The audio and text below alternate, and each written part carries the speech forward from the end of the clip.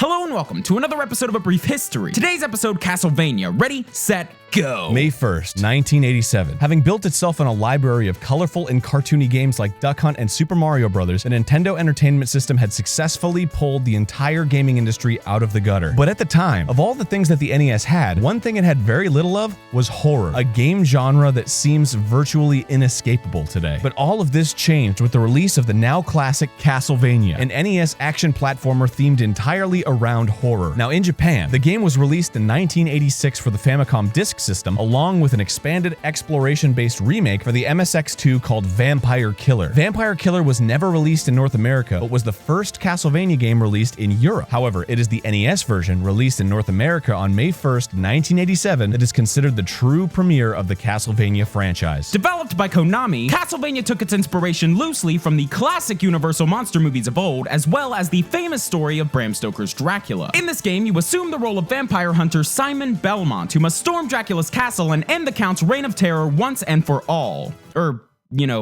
Sort of. You do this by traversing stage after stage, killing enemies with a whip and multiple items, eating meat, and taking down other classic horror monsters like Medusa, Frankenstein's monster, and a bat.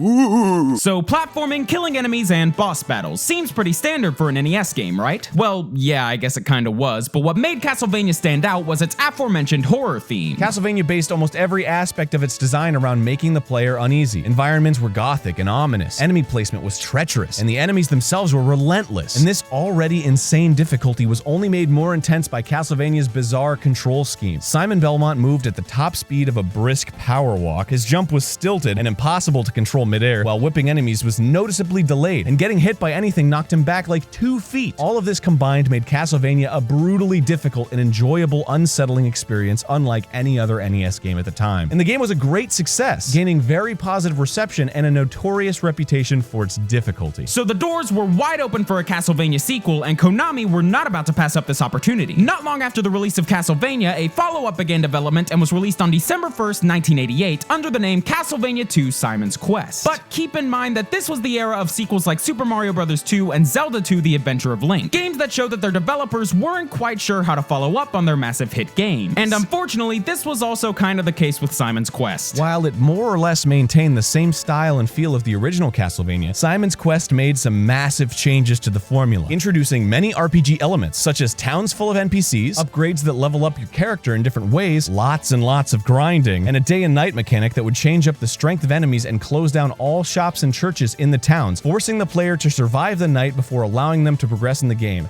That is a long sentence. From the beginning, that was one sentence. You're insane!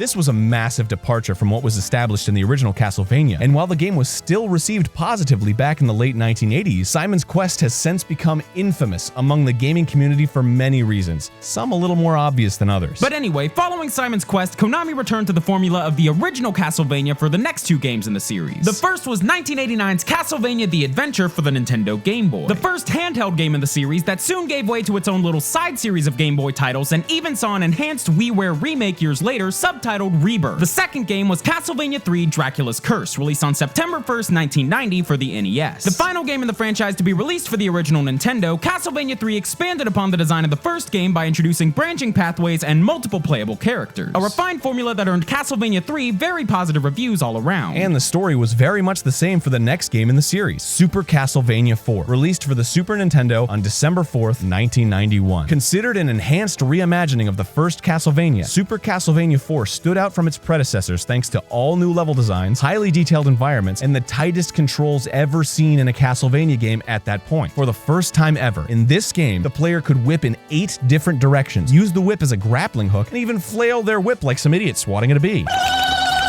In addition to more accessible whip controls, Simon Belmont's jumps were far easier to control, allowing for some mid-air movement. But all the pretty scenery and tight controls didn't keep Super Castlevania 4 from being yet another insanely challenging entry to the series that once again earned incredibly high review scores from critics across the board, even going so far as to be considered the quintessential classic Castlevania game. But this is where things in the Castlevania world start to get weird, or well, weirder. Following the success of Super Castlevania 4, in March of 1994, the world was greeted with Castlevania Bloodlines, a slightly more traditional Castlevania game that ditched the smoother controls of its predecessor in favor of the far more limited control scheme theme of the NES game, at least for the most part. Now, unlike every game in the series before it, Bloodlines was the first Castlevania not released for a Nintendo console. Rather, this was the first and only game in the franchise released as a Sega Genesis exclusive, and much like its predecessors, Bloodlines was received extremely well. But where Bloodlines was chronologically the follow-up to Super Castlevania 4 in North America and Europe, in Japan there was another title that was released in between those two games. In Japan, the next entry in the series after Super Castlevania 4 was known as Castlevania Rondo of Blood, and it was released on October 29, 1993 for the PC Engine CD, known in America as the TurboGrafx CD. Unfortunately, this game wouldn't see a real North American release until 14 years later in the 2007 PSP game Castlevania The Dracula X Chronicles, and then later in 2010 being ported to the Nintendo Wii's Virtual Console. But back in the 90s, what was released outside of Japan was known as Castlevania Dracula X, a 1995 Super Nintendo game which had a similar story to Rondo of Blood and even used some of its assets. Once again, retaining the design and controls of the NES original, Castlevania Dracula X earned a pretty mixed response upon release, with critics claiming that the game was too primitive and not up to par with Rondo of Blood or even Super Castlevania 4. So by this point, Konami had established Castlevania as a classic series of challenging horror-inspired action games. But by the mid-1990s, the old-school Castlevania formula was beginning to feel outdated to the gaming public, and with the industry entering its 5th generation of consoles, Castlevania was going to need a real shot in the arm in order to stay relevant. Enter Castlevania Symphony of the Night, released for the original PlayStation on October 2nd, 1997. This game completely revitalized the Castlevania franchise and is often regarded as the best game in the entire series. But the most surprising thing was that it accomplished all of this by drawing inspiration from the black sheep of the series up to that point, Castlevania II: Simon's Quest. Symphony of the Night brought back and refined a lot of the RPG elements from Simon's Quest and mixed it together with the non-linear exploration of the Metroid series, a mixture now commonly referred to as Metroidvania. But one of the more obvious and interesting changes from Symphony of the Night was the main character. Unlike its predecessors, Symphony's main character was not a whip-wielding vampire hunter, but rather the vampiric son of Dracula himself, Alucard. Originally introduced in Castlevania III: Dracula's Curse, Alucard was on a mission to stop the evil reign of his father, but in order to do this, he must first travel throughout the entirety of Dracula's castle, killing enemies, leveling up, and performing magic spells. Symphony of the Night completely rocked the gaming world upon its release, receiving critical acclaim and near-perfect review scores. In fact, the Symphony of the Night formula was so successful that it completely defined pretty much all 2D Castlevania games that came afterward. Aside from 2001's Castlevania Chronicles for PS1 and the aforementioned Dracula X Chronicles for PSP, virtually all subsequent 2D Castlevania titles were released for Nintendo handhelds and utilized many aspects of the Symphony of the Night formula. This handheld side series began on the Game Boy Advance with 2001's Castlevania Circle of the Moon and ran all the way to the Nintendo DS in 2008's Castlevania Order of Ecclesia. Every single one of these 6 games received critical acclaim and helped keep the Castlevania brand alive throughout the 2000s. However, while 2D Castlevania thrived on handhelds, home console entries to the series weren't faring quite as well. A very late adopter of what many other franchises had already mastered, Castlevania attempted to make the jump to 3D with Castlevania 64 and Castlevania Legacy of Darkness. Both of these games were released for the Nintendo 64 in 1999, but due to poor controls, wonky cameras, and disappointing gameplay, they received only mixed to average reviews and are now regarded as 2 of the worst games in the franchise. Konami's next 3D Castlevania attempts, Lament of Innocence and Curse of Darkness, fared a bit better, with Lament of Innocence being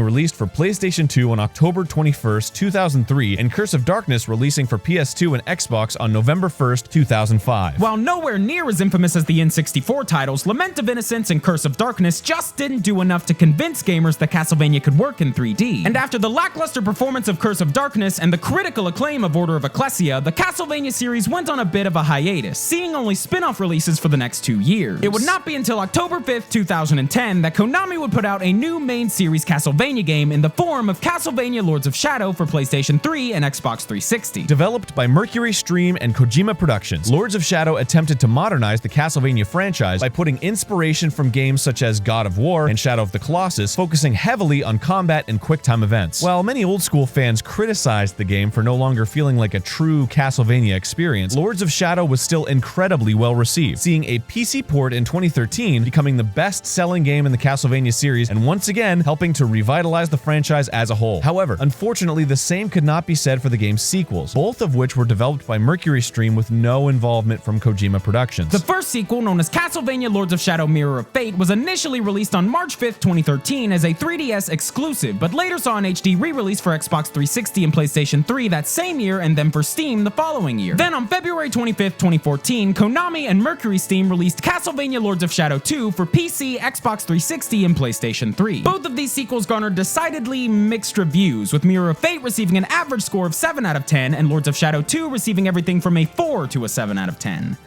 Ugh.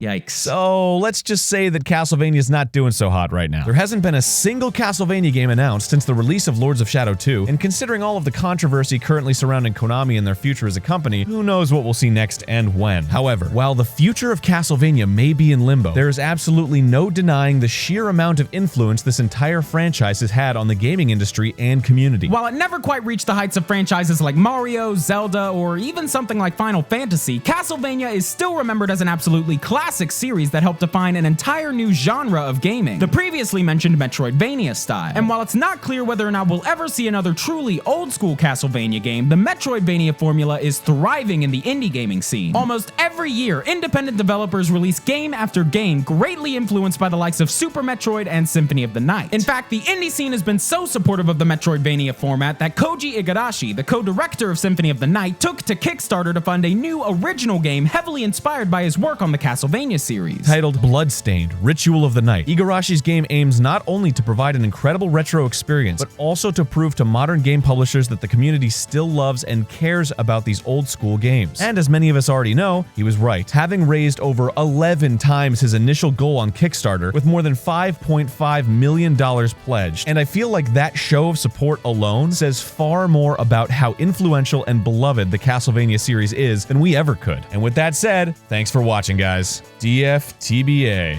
Don't f the bad apple. Don't f the big ass. There you go. Hey, thanks for watching. I hope you enjoyed it, and if you want to see more, go ahead and click that subscribe button to check out some other great videos. And hey, if you want to check out the stuff I'm from, check out our playthrough of Castlevania 4. It's very funny. It's on a channel called Grumps. Hope you like it. Anyway, have a wonderful day. Dream of Castlevania tonight.